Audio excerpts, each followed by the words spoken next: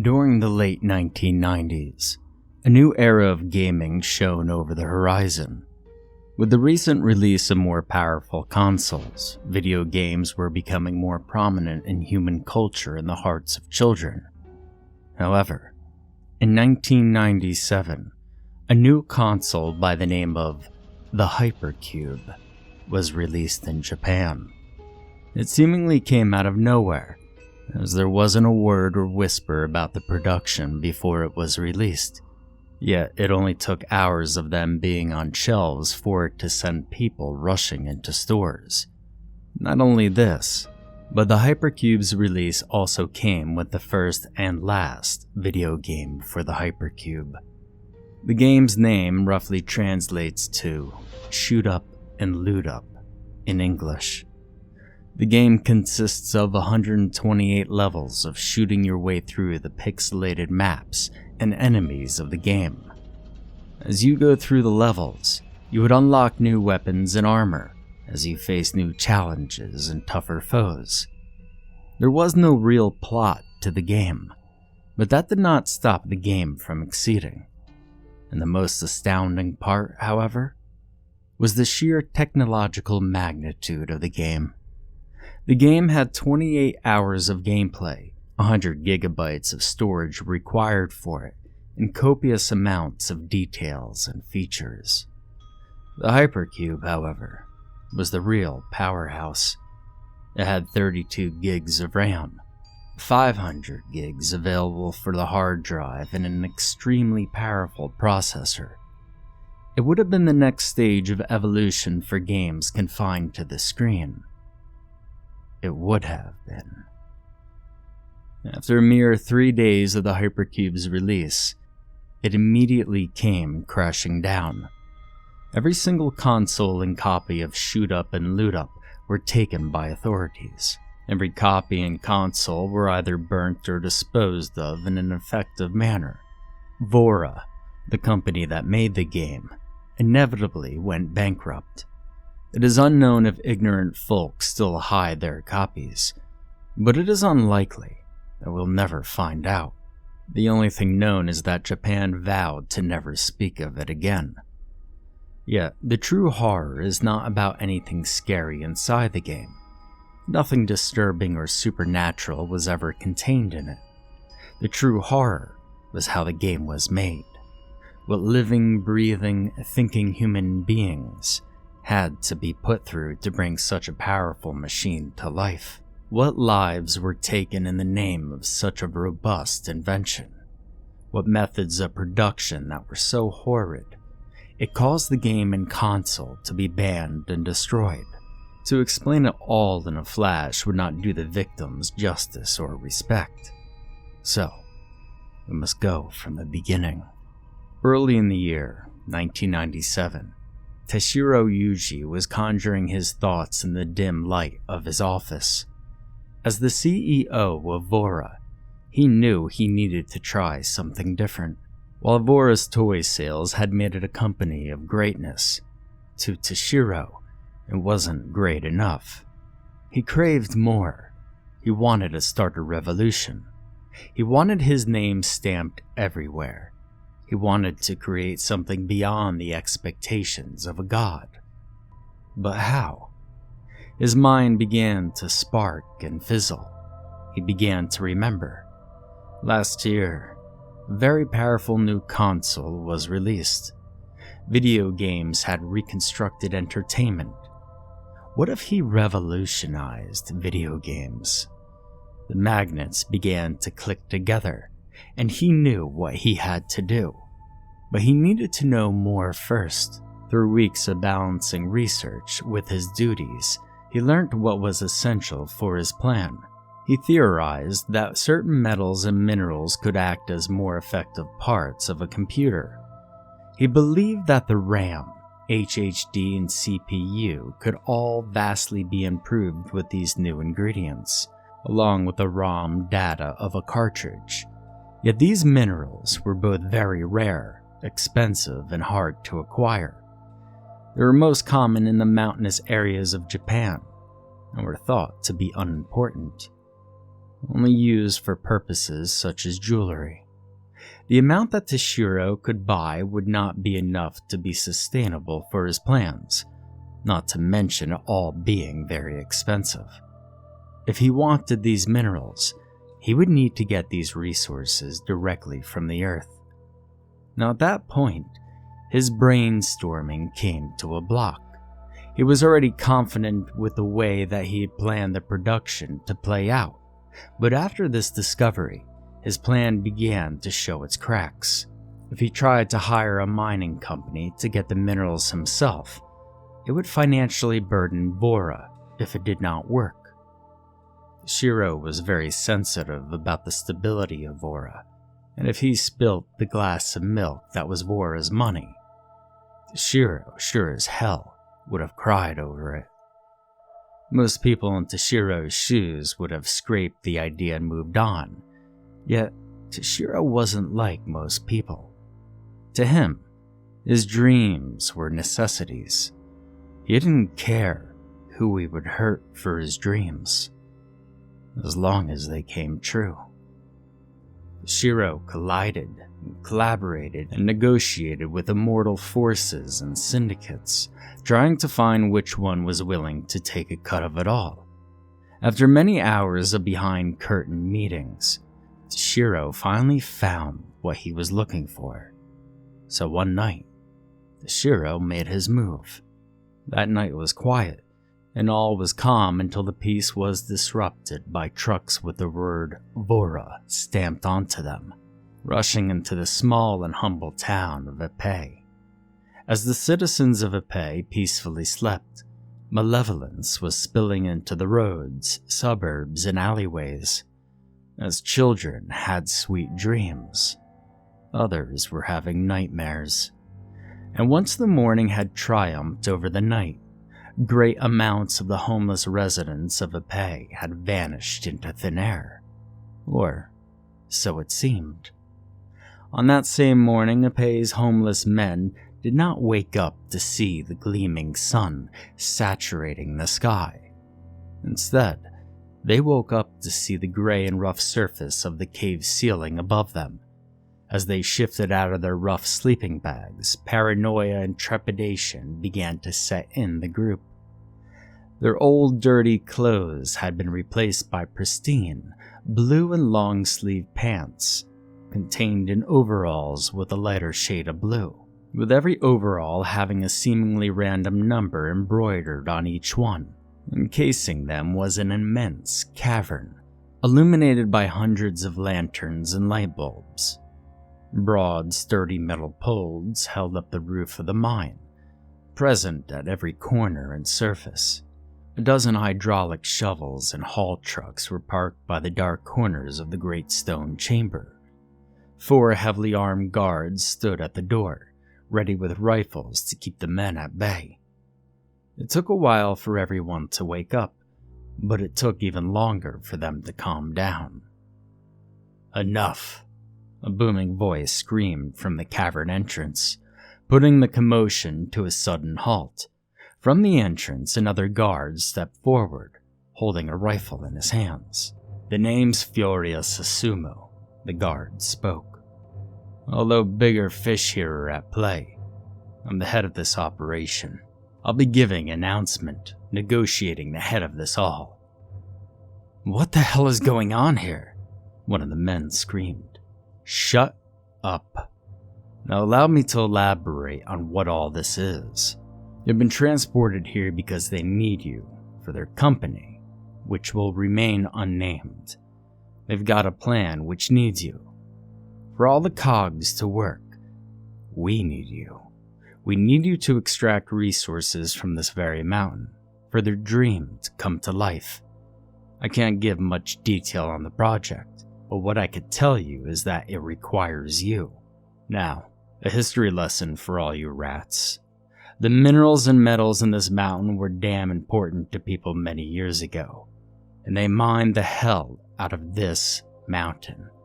In the process, they left many mine shafts, which we've used to transform this place into what it is now. But don't worry, They barely even scraped the surface of the amount of resources inside this mountain. You see, this is where the fun begins. You're going to be extracting, smelting, exploding, all of this just to get the resources we need. Now, if you've been paying attention, there's a number on all of your uniforms. That's your new name. So maybe consider forgetting your old one. We'll also be doing rotations on jobs, so you won't be doing the same thing all the time that you're here. I'm not going to be very present here, just making announcements and doing stuff behind the scenes. But I want you to remember one thing. You do what we say. No exceptions. So, if you break this rule, we'll break your nose. Is that clear? Silence was the only answer. I said, "Is that clear?" A fearful, collected yes was heard in response before Furia nodded and left the cavern. Not a single man dared speak, or wanted to for that matter. Eyes began to water, mouths curved in horror, and breaths became shaky. It was more than a nightmare. While a violent storm brewed in the mountains, the sun shone over the head office of Vora. The cars filled up the car park, and out came happy people. Programmers, artists, scientists, designers, and testers all walked into the building, smiling with anticipation and excitement. The crowd piled up into the seats of the office assembly room, waiting for the presence of the man of brilliance to commence the great project. Once everyone had settled in, Toshiro Yuji walked the stage, accompanied by the applause of the audience. "Greetings, everyone," Toshiro called to the audience. "I must first express how grateful I am to have all of you here. I'm grateful that so much has been done for a simple dream of mine. What was once a molehill is now a mountain, and I'm so grateful for that. Everyone here has so much talent, and I, yet again, am grateful for that. But enough of this gratitude talk. Let's get right into the action. For the company, we have a plan, an idea, a dream. For all the cogs to work together, we need you. Our ambitions are much greater than simply making us another face in the crowd. To make our dream come to life, we need ideas, intelligence, and ingenuity. And for that, we need you. Now, as most of you should know, a new type of entertainment has become very popular. Video games. A game confined to the screen, but not confined to mediocrity. My company wants to not only make one of these games, but also create a new platform for video games. I believe there is more to this new form of entertainment, and I have theorized that certain minerals and metals can act as better parts of a console. Now, this is just a theory, but our scientists were hopeful we'll make it a fact. A shower of applause rinsed the assembly room before a scientist from the crowd raised his hand. Toshiro gestured for the person to ask their question. "Where will we get these minerals?" they asked curiously. Toshiro paused for a moment before opening his mouth to lie in response. "Well, Vora will gain these minerals through purchasing and some paid extraction. Any other questions?" The room fell silent and Toshiro continued. "So, without further ado, welcome aboard." The crowd roared in excitement, yet through the sea of smiles and applause, something caught Toshiro's attention. A man was rushing out of the theater, his face flushing with anxiety. Toshiro walked off the stage and through the seat walkway, under the guise of heading towards his office. Out of the office theater, Toshiro followed the man's anxious sprint, from the office hall all the way out to the car park. Once the man finally halted, Sh00t made his move. "Are you alright?" he kindly asked the man, and the man turned to face Sh00t, his face gushing red. "I don't belong here," the man croaked. "I don't deserve to be here." "Well, why do you say that?"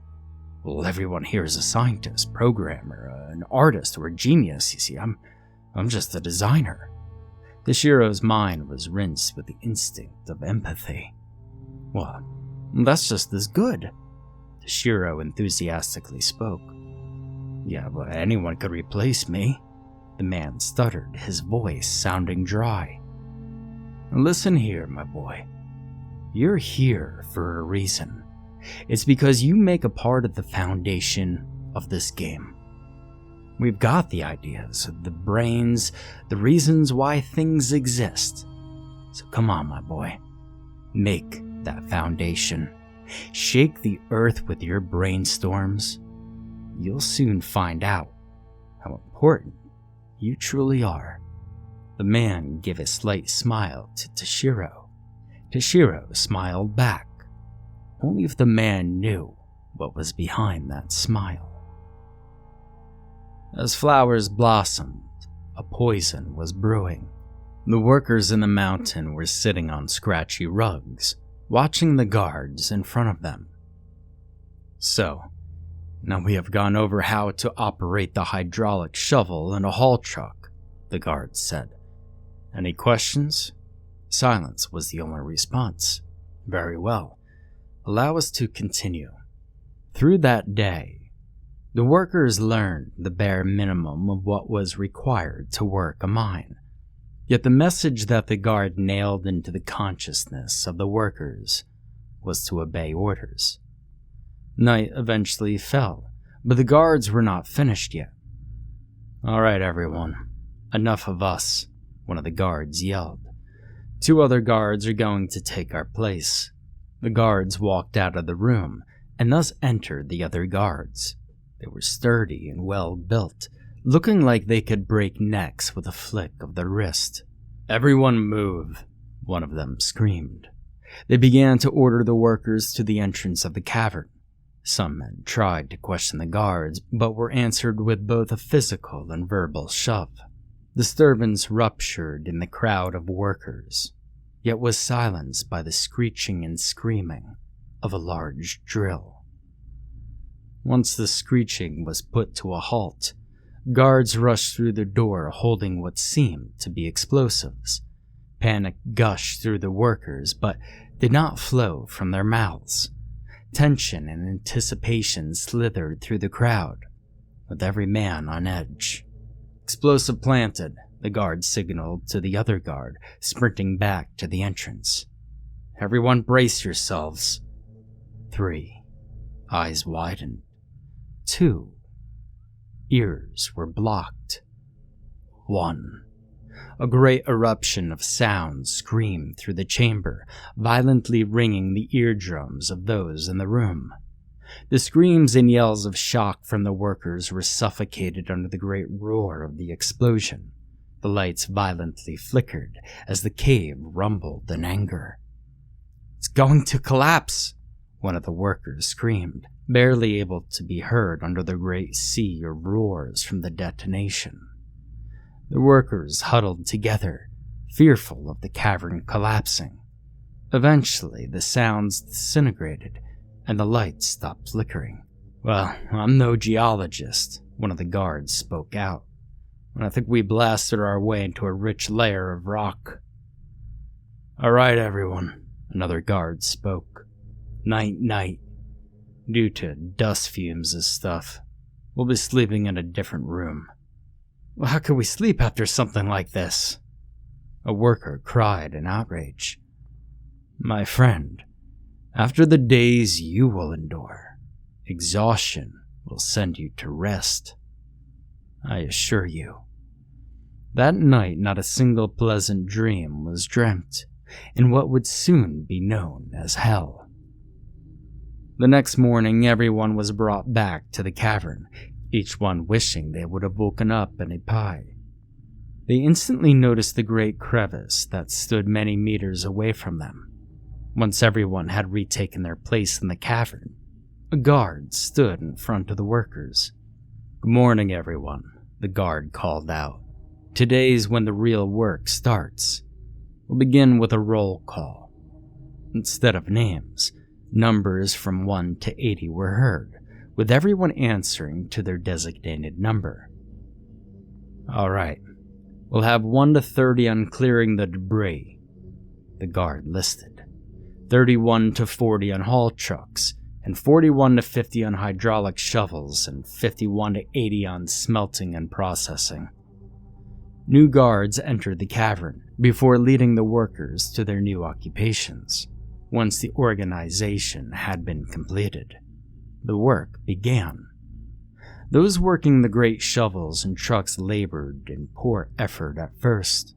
The men working the excavators could barely extract any ore from the earth, unable to effectively pierce the stone with the buckets of the excavators. Yet every mistake committed caused the committer to glance back at the guard operating the section, with fear of disappointing them. With every glance the workers took, they could notice more frustration brewing up in the face of the guard. After what seemed like an eternity of anticipation slowly forming with each glance of fear, the guard's patience finally dissolved. "Hey!" the guard screamed out. Everyone stopped what they were doing, snapping their heads in the direction of the shout. Once everyone's eyes were fixated on the guard, he pulled out a device with many buttons. The guard gestured to a haul truck that had been broken by the fallen debris of the cave earlier in the day. The guard then conducted the attention of those viewing back to the device. The guard flipped the switch and the haul truck exploded, bits of metal and rock flying everywhere. "Well, thankfully, no one was in there," the guard calmly spoke, contrasting to what had just happened. "Now, I recommend you put in some more effort." From the second the sentence left his mouth, the workers got straight back to work. This time, however, the workers pierced the earth with subconscious ease. After merciless hours of hard work, the first ever lunch break came upon the workers. The abrupt, deep-pitched sound of a beep flooded through the chamber, thrusting trepidation upon the workers. "Lunch break," a thunderous voice yelled from the entrance, instantly washing away any anxieties the workers possessed. The guards took everyone from wherever they were working, the smelting room or the cavern itself, and brought everyone together near the entrance. They were led to the hallway leading from the chamber before being taken to the place they would know as their only refuge, the cafeteria. Everyone was supplied with a tray before walking in an orderly fashion toward the serving line. Burgers and fries from some fast food chain were the only items present on the menu at the time. Many of the workers knew these foods very well.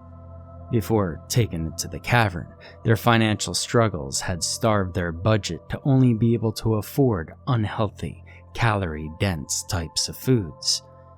As burgers were served upon the tray, it stuck as a painful reminder to the workers of the struggles of their lives before. "Not worry about the health quality of your meals," one of the guards called out. "You'll burn off the calories soon enough."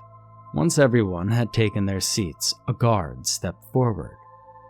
"Converse as you please, but please mind the volume," the guard informed the crowd. "You do not want to test our patience." "What's your name?" one of the workers asked another, before the same guard stepped in between the conversation, setting the focus of attention on him. The worker who was asked the question soon felt as though he couldn't speak. The worker looked down towards his overalls before muttering, 15. My name is 15. The guard nodded in approval before turning towards the other worker. I'm 26. The worker reluctantly spoke. My name is 26. With the action of the words leaving his mouth, the guard left them be and free to eat. During that very lunch in that cafeteria, misery and complaints were the only thing that the workers spoke of. The humid air, poisonous fumes, and terrifying atmosphere of the smelting room, the fear of being collapsed by rock while digging out the earth, and the unbearable coughing and wheezing of the workers constantly exposed to the dust-saturated air of the cavern.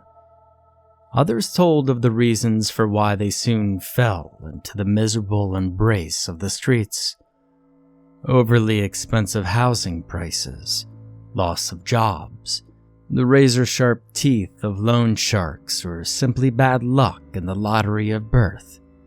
Others talked about their families and how they had been separated from them when they were being taken to the Great Cavern. Everyone used this time to loosen any knots in their mind.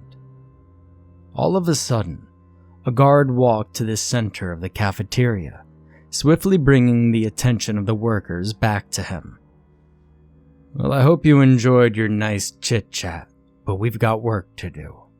Don't worry, we'll be back here for dinner." The guards led them back into the cavern and commenced the first rotation. Those on haul trucks and hydraulic shovels were transferred to smelting.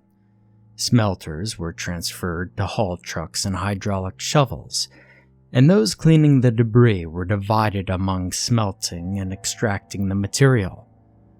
There were not enough trucks and diggers for everyone, so others were assigned to the job of drilling out samples to find spots of the mine rich in minerals.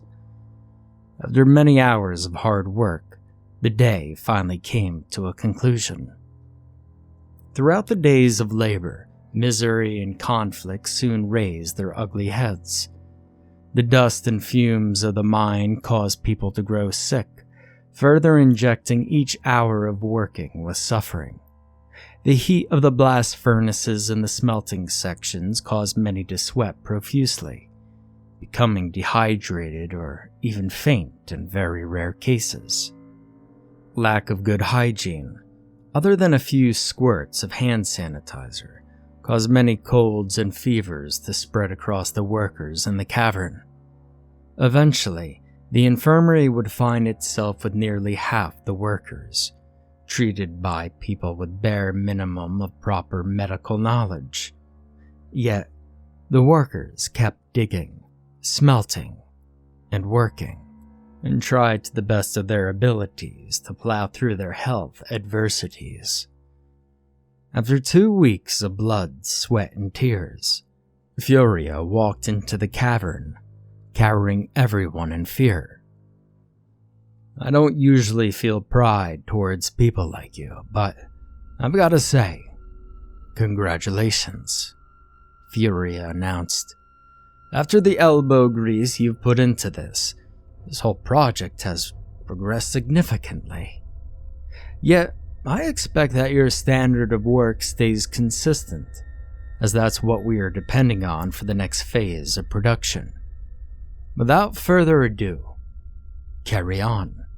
Furia left the cavern before one of the guards stepped forward. They began to call out the roll, a part of the routine that the workers knew all too well. It served to them as a reminder of their position in all of this. Simply numbers. Everything was going the way it usually went, until it got to one number. 47, the guard marking the roll called. "We have names, you know," a voice responded in the crowd. Everyone soon felt a chill rush through them. While most stood in silent fear, others let out gasps and murmurs.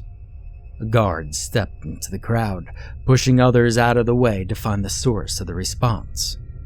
A worker standing tall and brave, with the number 47 embroidered on their overalls. Once the guard had found them, he stared down at the man with a glare that could break glass. However, number 47 simply stared back with a look of disgust and unamusement.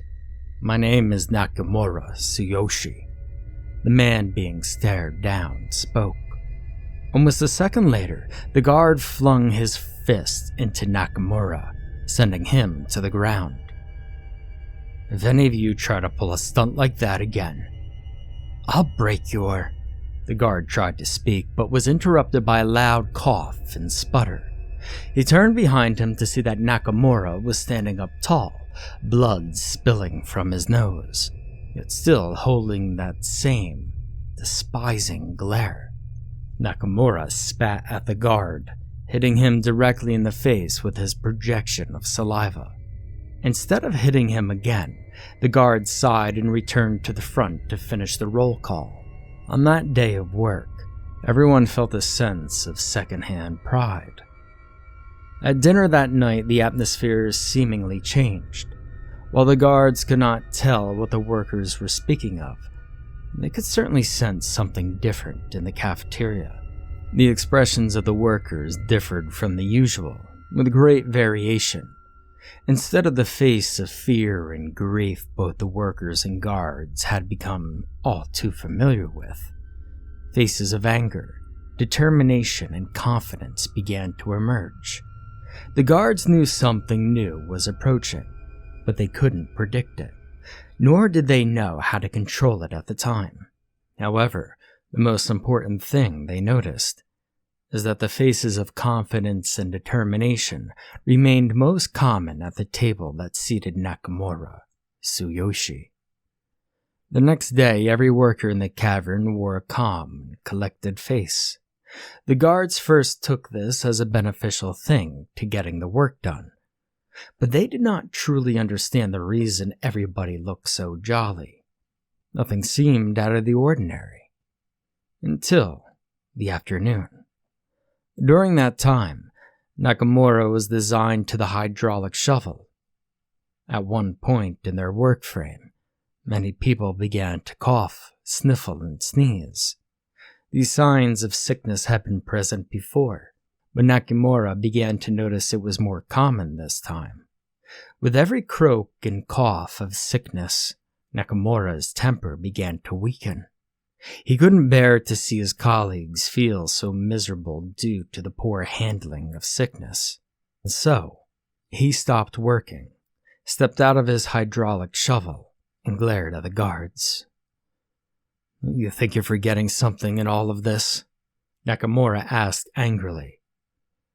"Don't make me push this button, 47.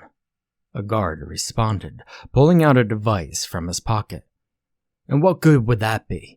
You're going to ignore what I had said and let your workers work like this? They're sick. We need better hygiene, like showers. Get back to work, or there'll be bits of you all over this cavern." Upon that sentence, Nakamura considered getting back into the vehicle, until he looked around him. His workers surrounding him had all stepped out of their vehicles. The guard couldn't kill them all. It'd be a waste of workers and money. After noticing that the workers outnumbered him, the guard surrendered. "Hey, listen, I'll try to talk with those above me to see if we can improve our hygiene. Now get to work," the guard coldly said in defeat. As Nakamura and his colleagues stepped back into the shovels, they felt a newly found sense of power. Now during dinner that night, one of the guards stepped forward to make an announcement. "After a discussion with my fellow guards along with the head of this whole project, we have made a change to the routine," they spoke. "Before dinner, there will be a time of the day where we will shower in order to maintain good hygiene standards. The bathrooms that we are already being utilized as a washroom, and the construction of these showers should be finished in a week's time. For the time being, however, we'll make sure to take regular hand-washing breaks during our working hours." Once that sentence had finished, Nakamura smiled, as did many others in that very cafeteria. Well, on a different subject, one of the workers in the cafeteria spoke. "I think we should have breakfast as a third course of the day." As they finished, the room fell silent. "Excuse me?" one of the guards replied angrily, Have you forgotten your place here? Has 47 distorted your mind?" The worker's face turned pale as they began to sit back down at their seat. The guard glared at him one more time before taking their place at the entrance of the cafeteria. However, that scolding wasn't enough to set the workers in place. Almost upon the guard taking back their seat, Nakamura pushed his plate forward, attempting to make as much noise in the process of scraping his plate against the table. While the guard did not care about this at first, they would soon find themselves taking it seriously. Throughout that eating period, the sound of a plate scraping against the table eventually became ubiquitous. The guards were first confused, wondering what this action meant.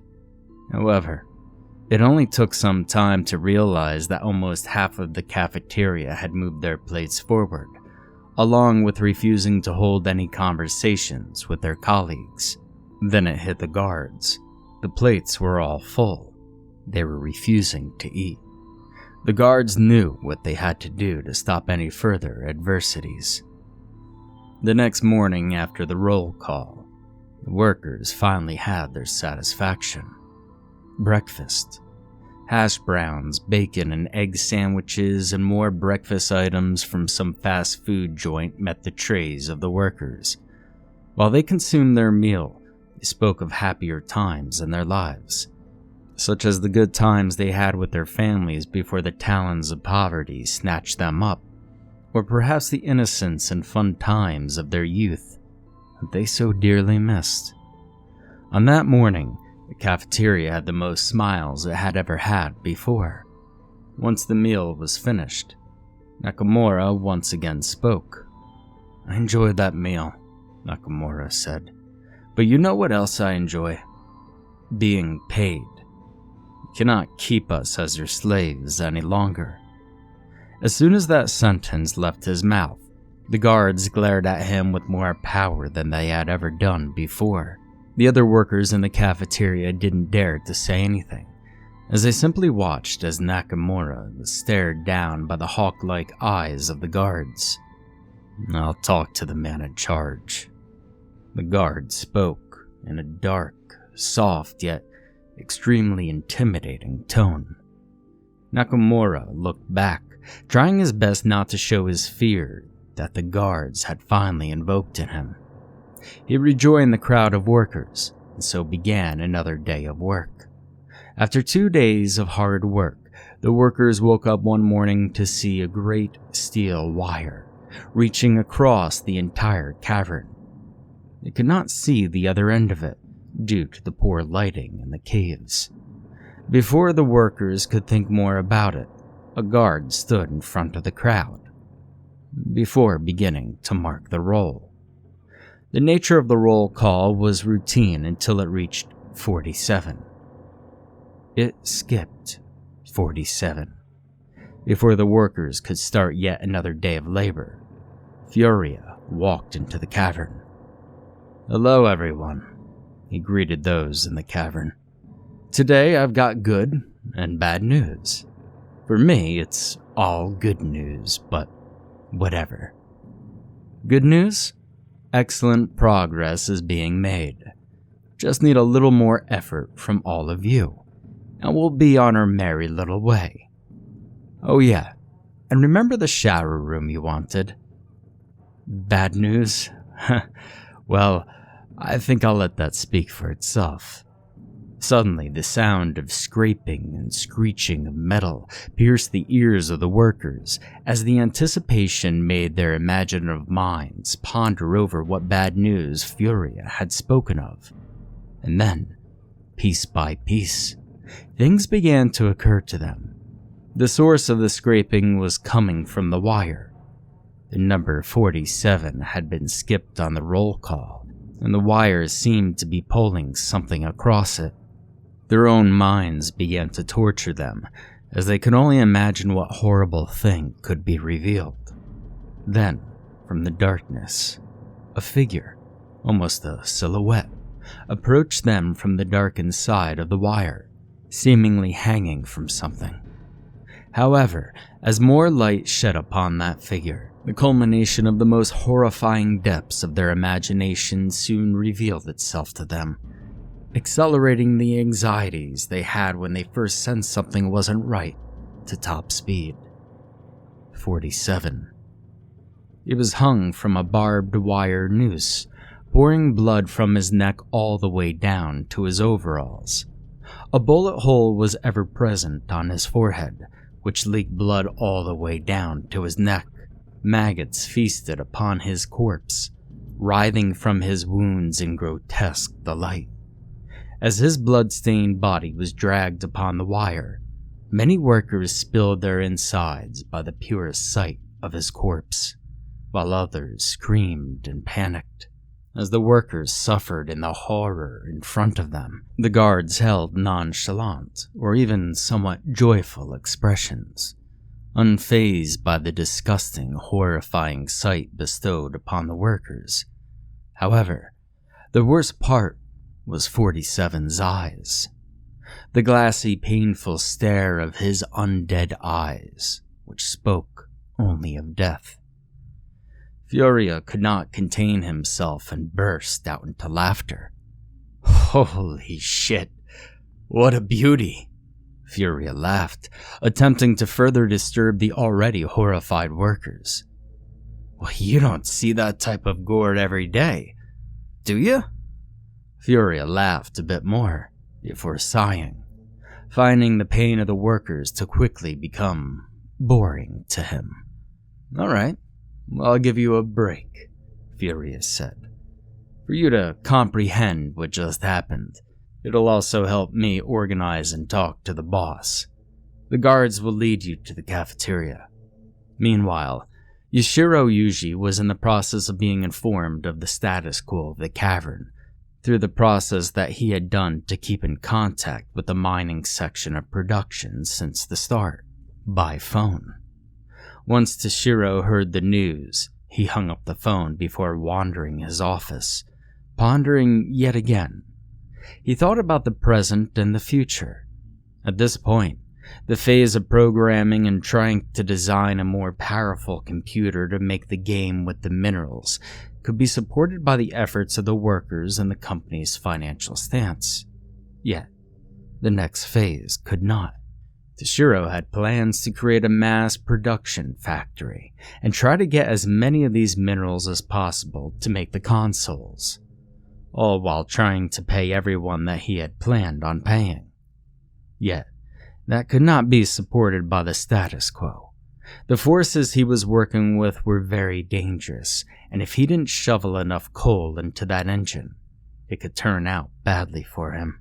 Then, his mind once again began to hiss and crackle.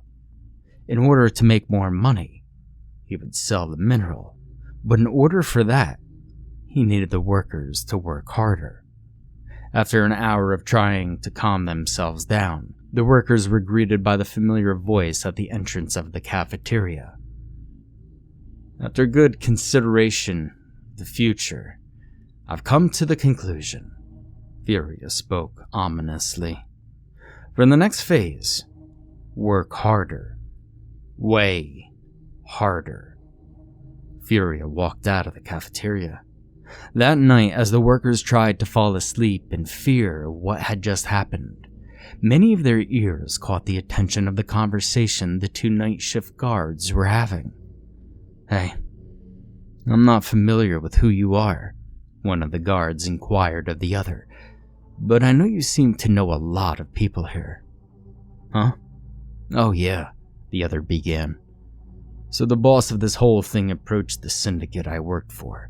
Before they made an agreement for us to work here and supply all the equipment, fix the mountain to this cavern, create infrastructure here, supply weaponry, blah blah blah blah. It was for a large cut of the final product's profit if the whole thing worked out. If it didn't work, well, the boss would just sell everything here and give the money back to us, while also giving our organization a great amount of money as a compensation. But hey, we can't really try to kill him. CEOs are damn hard to exterminate. But don't feel alienated that you're not a member of our you-know-what, but they didn't want to send too many of us in. You're basically the replacements for us. All you other people who actually know how to work a gun." The guard laughed. "So, what do you think of the job?" "Well, it's worth every yen. Jesus, you know how fun it was to shoot 47 right between the eyes, and hanging him from that wire? Well, that's the best fun I've had in a long time." "Sure was, but what do you think of that other guy, the veteran, Akumura?" "Pfft, softy. Seems to hate this job, but can't get enough of the pay." "Yeah, well, I've got people to hurt." After hearing much of their vile conversation, the workers finally found themselves able to get to sleep. Through the next days, during every hour, minute, and second of labor, the workers endured. Fear plagued their psyche. With every dig and drill, they made sure to put on their utmost focus through the fear of what had happened so recently. Their eyes would only speak of pure anxiety and terror as they looked upon the guards, petrified of what they might do to them next. The workers would barely talk in breakfast, lunch, and dinner. They found it hard to even open their mouths. However, in all of the fear, one man had had enough. 23. One day after a hard day's work, the workers gathered up in the cafeteria for dinner. While most would stay silent and eat their dinner, 23 began to plot. "Hey, 56. 23 whispered to 56 across the dinner table. "I've got something to say about all of this." 56 turned towards 23 in fear. After looking around the cafeteria, "Well, what is it, 23? 56 whispered nervously. "It's okay. We're seated at the back here. They can't hear us." "Yeah, so what is it?" "When I saw, well, what we all saw, something struck me. They're probably going to kill us anyway, so what's the point in working hard at all?" 56 pondered this thought, then his face became calm. He accepted his fate. "Well, I suppose this could be our only way of fighting back," 56 replied, "before they all take us out." Throughout the rest of that meal, this new idea began to spread like wildfire from the match that was 23's lips. The guards did not know of any of this, but they soon would. Throughout the next few days, the number of resources being received proved to be unsubstantial to the project. The workers were not just working with the same focus and willpower that the guards had noticed them working with before. Yet, this wave of underworking seemed to come out of nowhere, which seemed to hit everyone nearly simultaneously. The guards tried to persuade them with fear, but it didn't seem to work. They seemingly had become numb.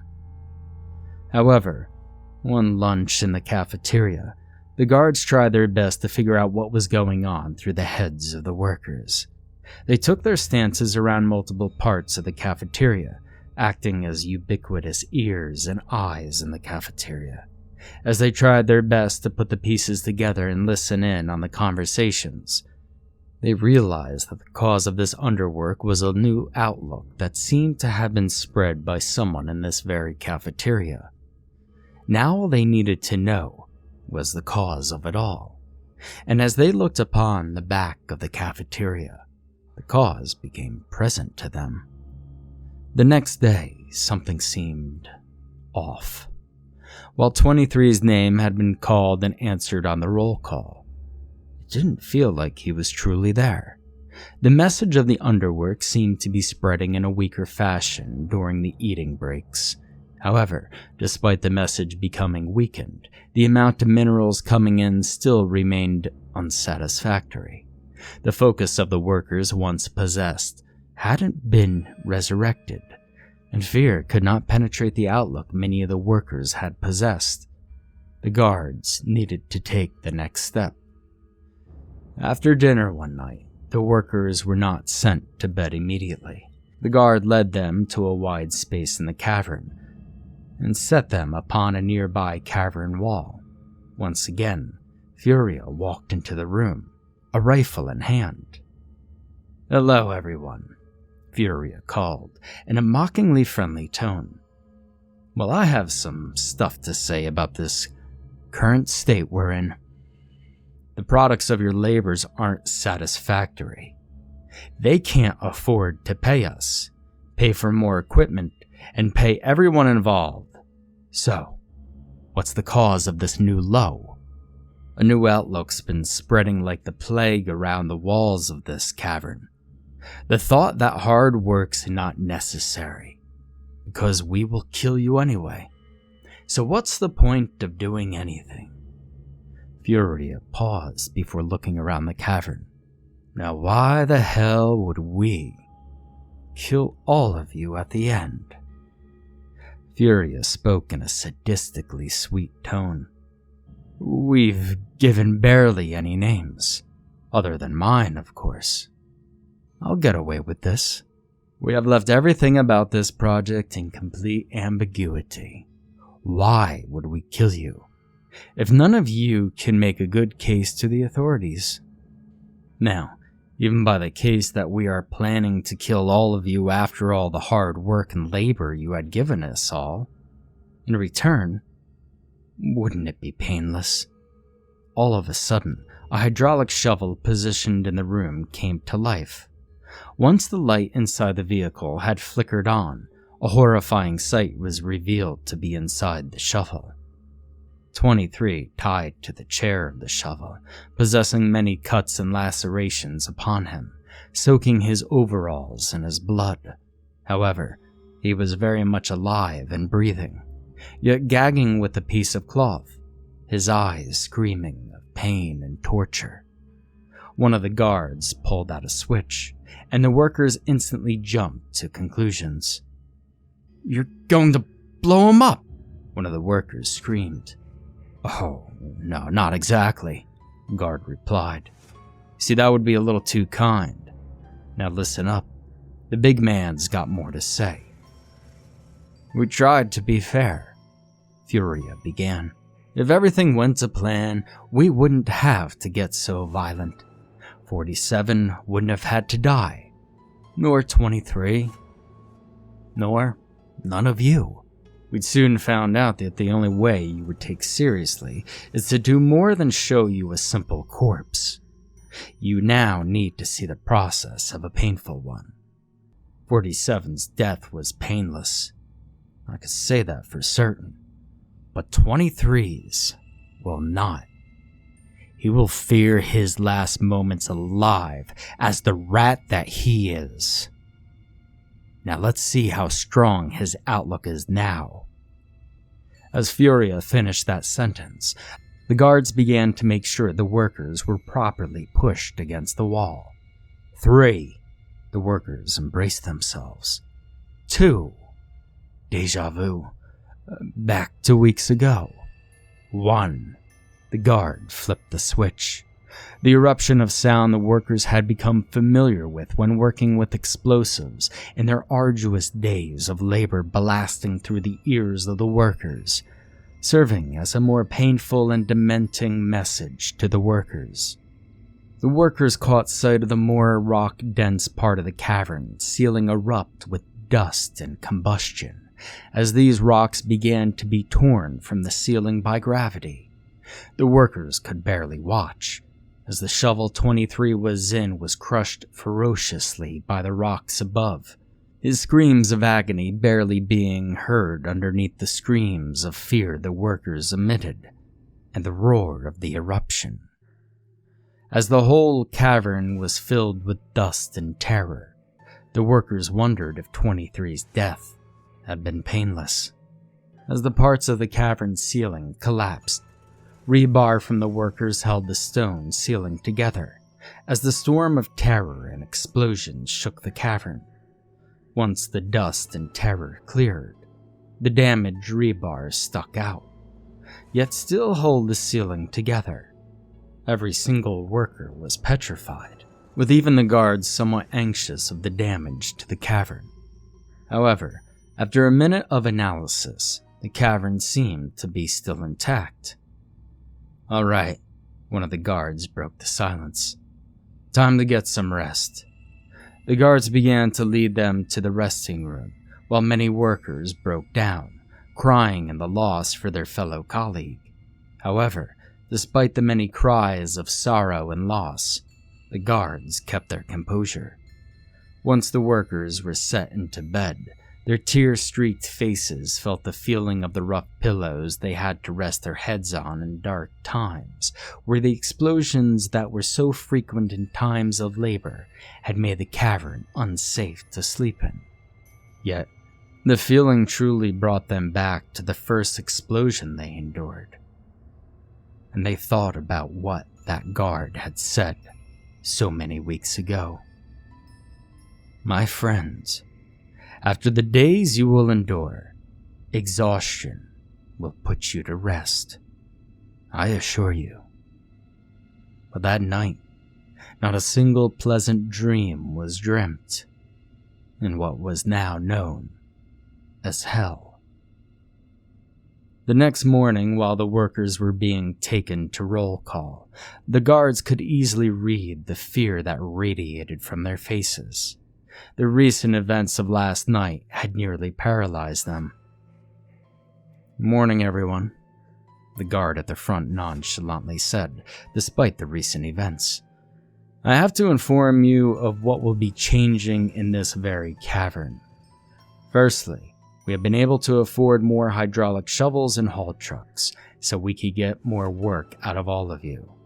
Secondly, speaking is forbidden, unless we command you to speak. This includes food breaks. We don't want any more 47s or 23s. Now, on to today. After breakfast, everyone will work together to clean up the mess from last night. Is this clear? I command you to talk." "Yes," barely synchronized voices of the workers called. The guard nodded in response and brought them to the cafeteria for breakfast. During the painful minutes of breakfast that the workers endured, silence rang through the eardrums of every worker. They didn't know the consequences of talking, and they sure as hell didn't want to find out. However, while fear was upon the minds of most of the workers, ambition was upon the mind of one. 15. He had had enough. Being forced to work for a cause he didn't even know of, witnessing his colleagues die in gruesome fashion before listening to those who sent them to death make a joke about it. It was all too much. He had reached his limit, and there was only one apparent solution to him: escape. As the workers cleaned up the mess from last night, the memories of last night stung every movement they took. The dust, the explosion, and the death. It all pushed the wills of their minds to their near extent. However, while 15 was still mourning, he was also planning. Upon the pile, 15 found a large, sharp, and thick piece of metal. As he examined the weapon, visions of him stabbing, beating, and bludgeoning the guards washed over him. He had discovered the first step of his plan. He slid the metal into his overall pocket and carried on with the work. Now, during that same day, 15 was on the hydraulic shovel rotation, working yet brainstorming. He was going over what he had already known. 2 guards take their place during the night to guard the entrance. They both hold rifles. Guards did rotations from the night shift to the day shift. It was all useful information, but he needed to know what to do with it. Through his entire rotation, he brainstormed many plans, but none seemed effective enough. However, once his time on the hydraulic shovel rotation had concluded, something occurred to him. The hydraulic shovel could be turned on and off with both ease and speed. He took note of that.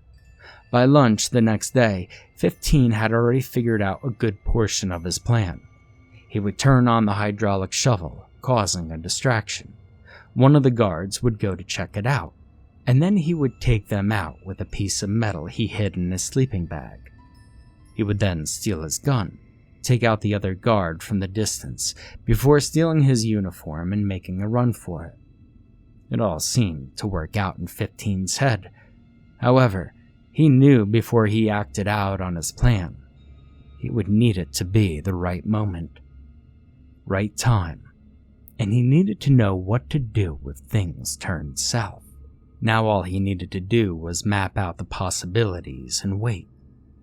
After many nights of estimating, theorizing, and practicing his stealth and trying to catch sight of the hydraulic shovels in the darkness, the night had finally come to 15.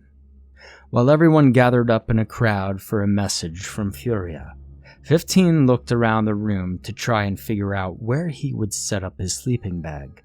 After a few moments of waiting, Furia walked into the cavern. "Good news, and only good news," Furia spoke. "The project is complete. You've all pushed through with so much effort. I guess I can only congratulate you for that. These final days here will be more restful, but you must stay focused. I wish you good night and good luck." Furia walked out of the cavern, and guards sent everyone to bed. Yet 15 was not planning to fall asleep. This would be his only chance at escape he could get. He knew they were most likely to kill everyone at the end of it, so he knew of only one way to potentially escape death. Escape. He had tried so desperately to escape many things in his life. Childhood bullies, loneliness, and poverty.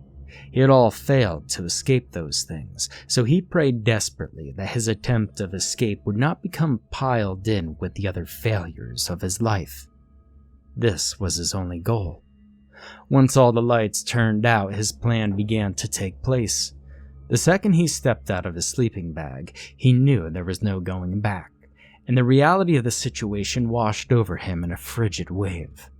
After a few seconds to prepare himself, he began to silently crawl. After a minute or so of crawling ever so quietly, he had reached the hydraulic shovel. While he could barely see it through the darkness, it seemed to glimmer as it met his vision. He had planned it out so many times in his mind, but now it was right in front of him. He took a deep breath and quietly stepped inside the vehicle through the door he had purposely left open during this hydraulic shovel rotation. Once inside, he looked through the darkness to find the switch to turn it on. Once he had found it, he looked back at the guards. They hadn't noticed, before looking towards the pieces of metal in his overall pocket. He took a deep breath before slamming down the button to turn it on.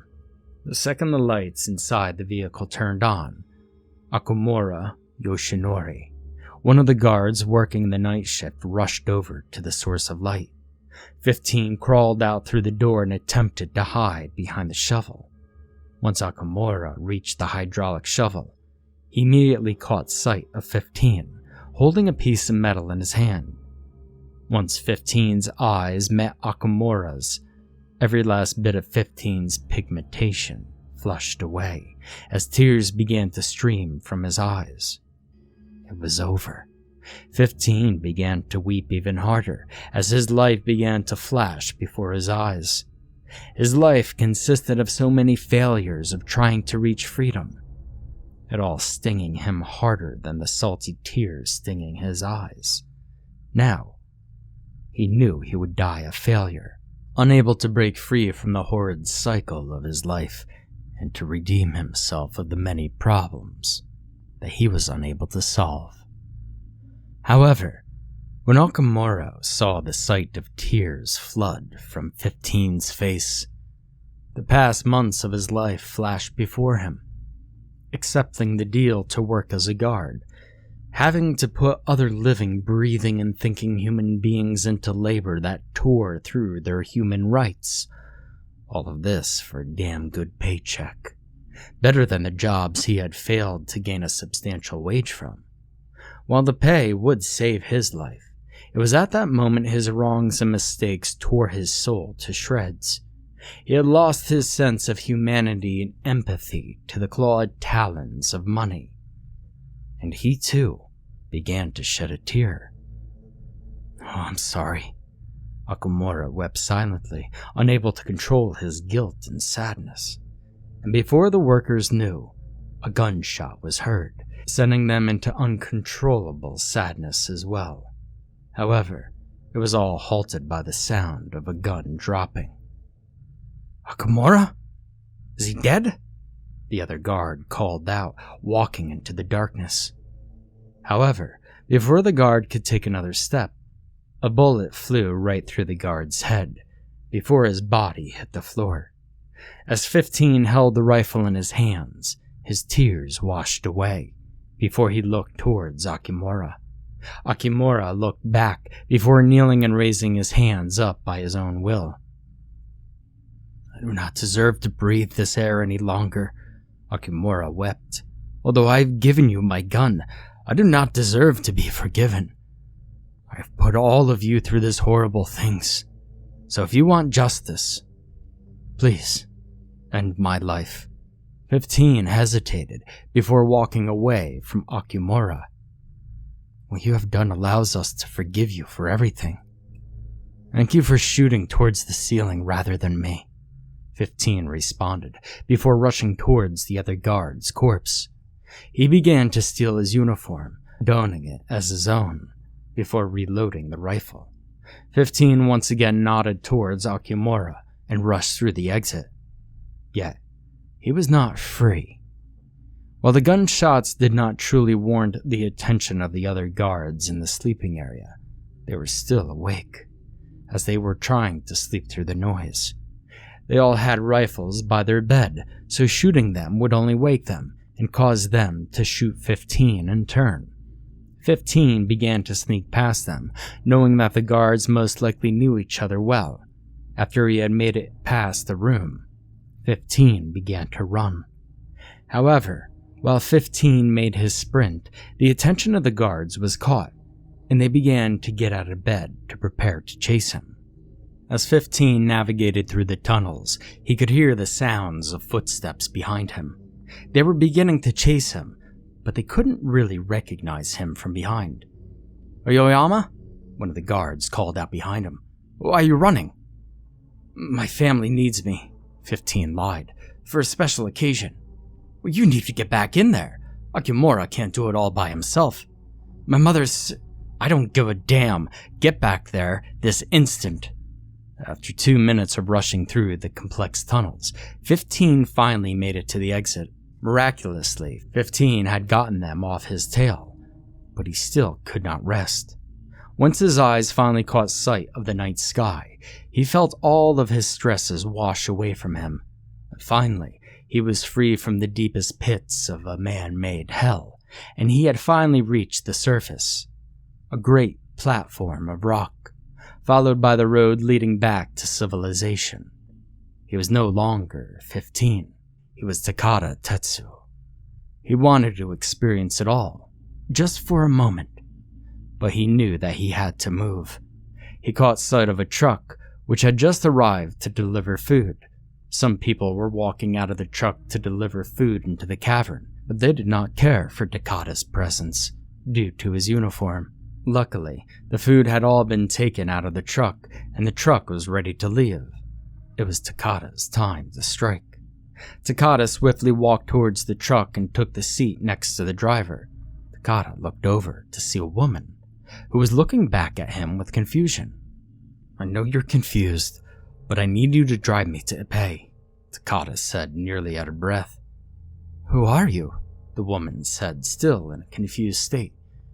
"It doesn't matter who I am. I need you to drive me to Ippei. Please, it's serious." The woman shrugged her shoulders before driving away from the mountain. "You're lucky I got off my shift," she scoffed. "Why do you have to leave in such a hurry anyway?" "Emergency," Takata replied. I can't say it's private, but I have a question for you. Do you know who you're even working for? My boss? What company do you work for?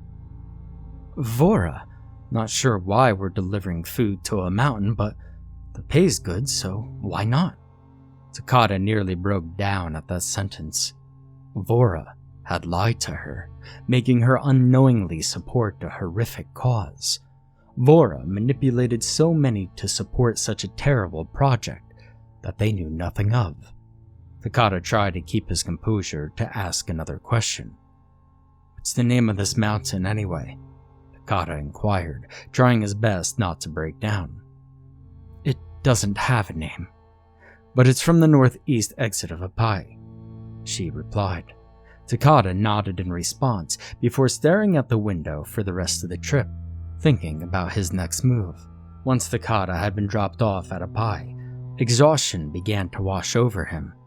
While he only had just escaped, he needed somewhere safe to sleep.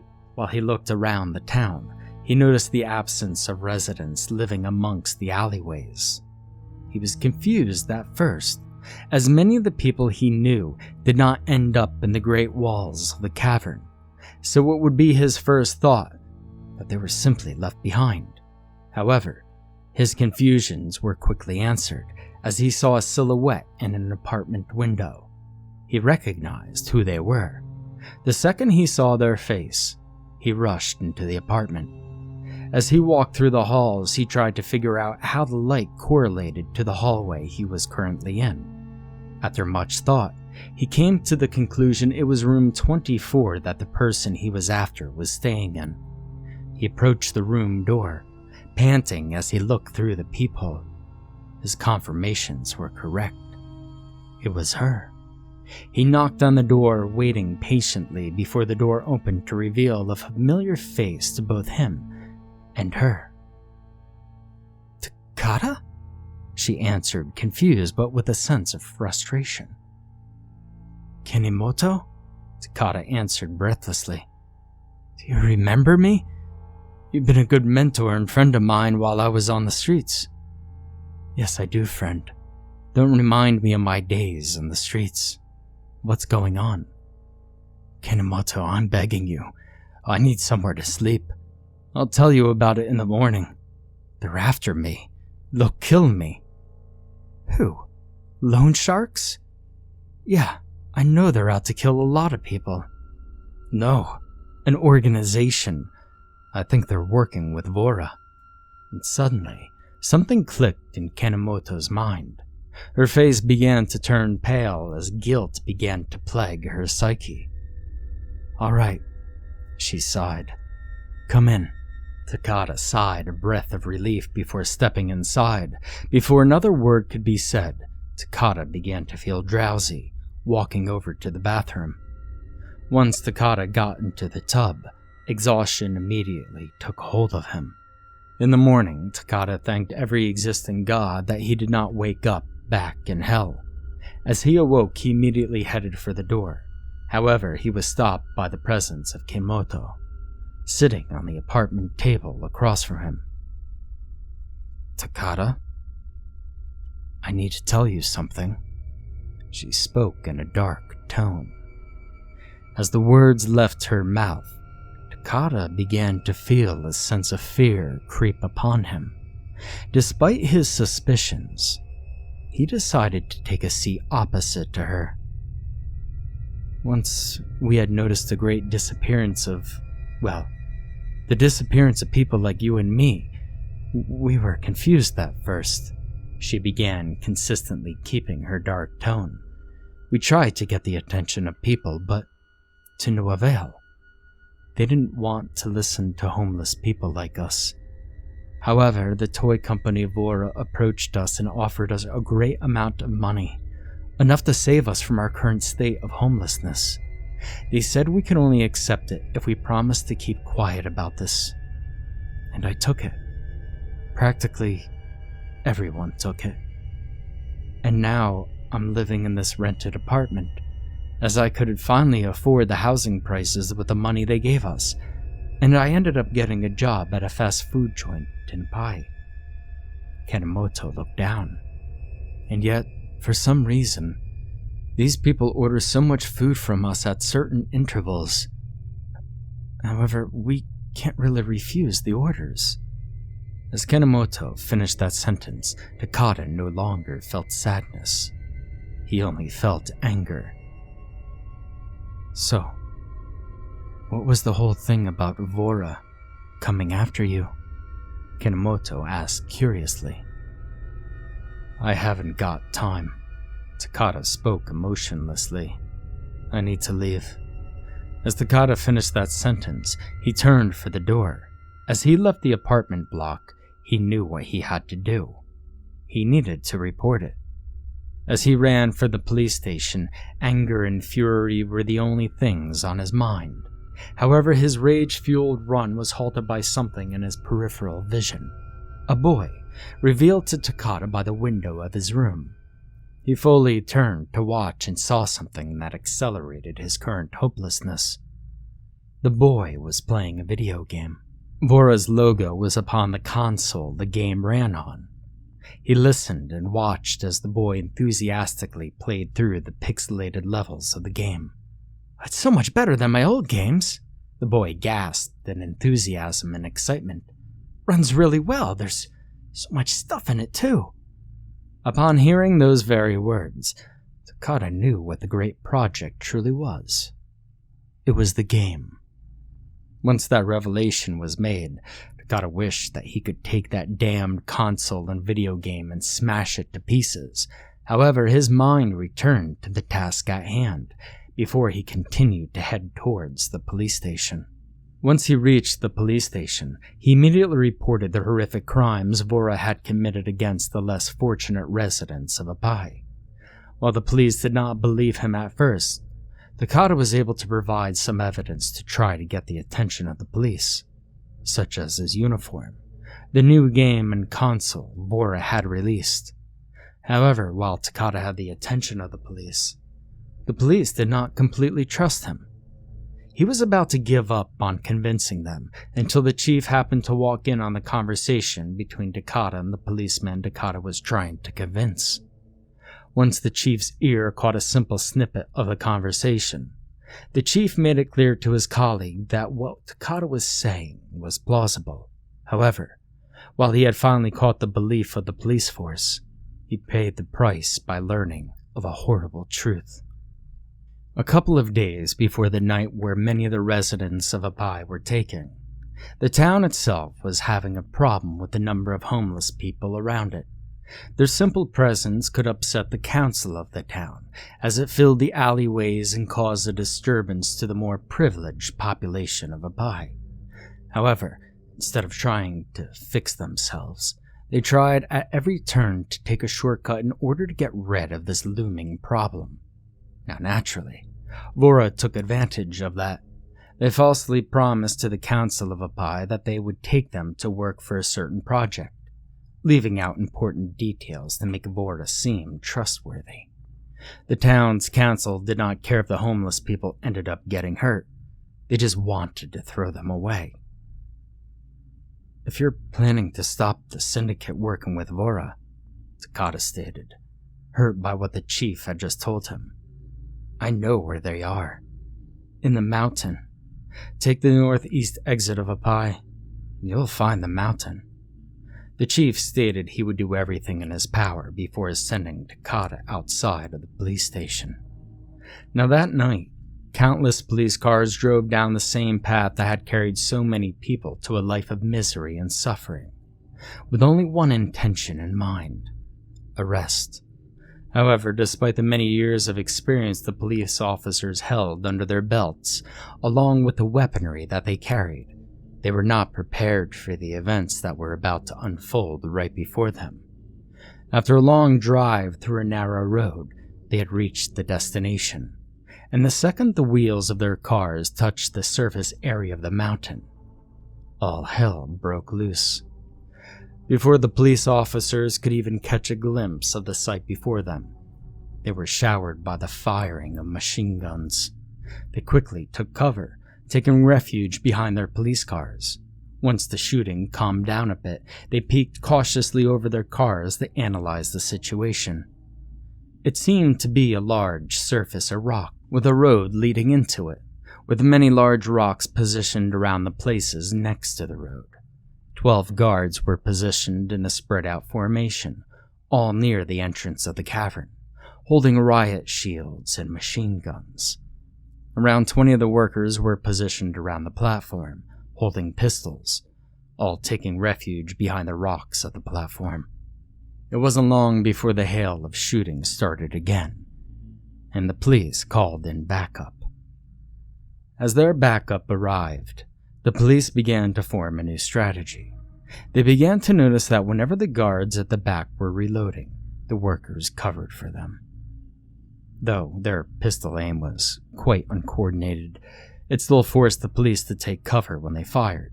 This made it significantly harder to try and shoot at the more armed guards at the back of the formation. While they did not know what part the workers played in all this due to the vague mission briefing, they began to feel as if their hostility needed to be halted. Thus, the police formed a new strategy: fire at the numbered men. While more appropriately armored task force police units began to roll in, the police began to aim for the workers. It was difficult due to the guards at the back constantly spraying bullets at them, along with the way they hid behind the rocks. However, the police soon found the right moment. It was their turn to strike back. One of the workers trying to shoot from behind their rock was shot in their arm, forcing them to retreat and howl in pain. Another of the workers was shot by the police, this time in their leg. The police thought they were winning through this strategy, but they were unaware they were doing the opposite. Before they could aim for the other workers, one of the workers immediately tossed their gun to the ground, raised their hands way above their head, before running out from the rock they took refuge from. "Please," the worker screamed. "We're hostages." Before he could speak another word, he was shot by a gun. In that instant, the police realized the truth. Yet before they could radio in to the rest of the officers, grenades were tossed straight towards them. One of the officers screamed to take cover, before taking cover from the great explosion of the grenades. While a couple of police officers were taken out from the grenades, it had caused a lot of damage to their side. Many of the cars and vehicles the police took had been blown to bits from the explosives. The smoke had disoriented the snipers from the helicopters above, causing it impossible to try and get a shot on any of the guards from above. The fire of the explosion made it harder for the police to engage and move forward, forcing them to shoot from further distances. It was apparent the guards were winning. Yet, among the chaos, there was Okumura. His anger and revulsion of his fellow guards had been intensified ever since they left the cavern. From every police officer they shot, to every worker they forced to cover them in the fire and the combustion they caused from the grenades they hurled, Okumura felt disgusted. Yet, Okumura's breaking point was beginning to approach him as one of the workers tried to escape to the police.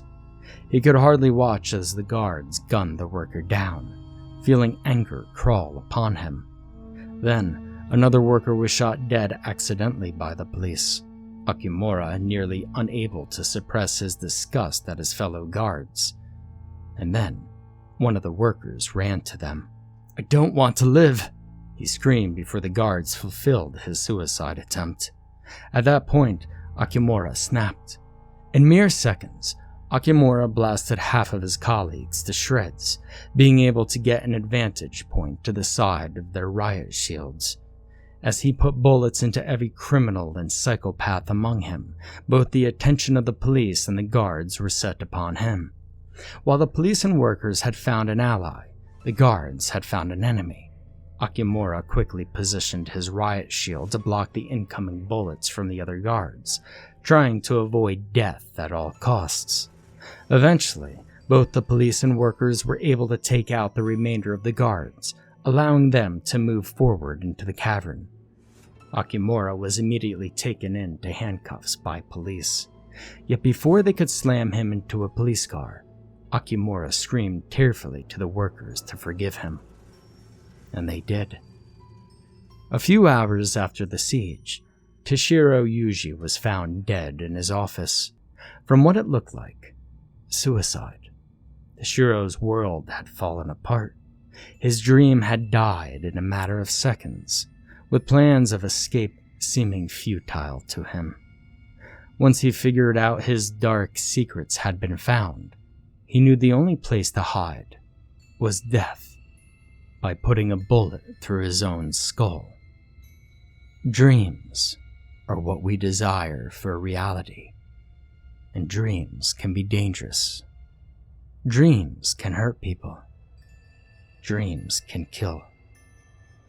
Once those who owned Sh00t and Loot-Up had heard the news, many of them went to the authorities to willingly hand in their copies.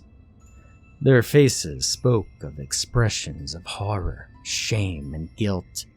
Tears flooded from the eyes of children, some from the fact that they had to leave behind an incredible video game, but others for the torture and pain they were unknowingly supporting while fiddling with the joysticks. Needless to say, the police did not need to use much force to take away the game from people. While Furia was not found amongst the corpses of the guards, the witnesses said that he fled the scene when he realized 15 escaped. Although neither Akimura nor the police got him, it's believed that his syndicate took care of him for leaving his colleagues to die. Now, we're brought back to the beginning. After learning of all these horrible crimes committed by Toshiro Yuji, along with a lack of a proper CEO, Bora quickly went bankrupt. Every single console and copy of Sh00t and Loot-Up was either burnt or disposed of in an effective manner. But most importantly, Japan vowed to never speak of it again. And they never did.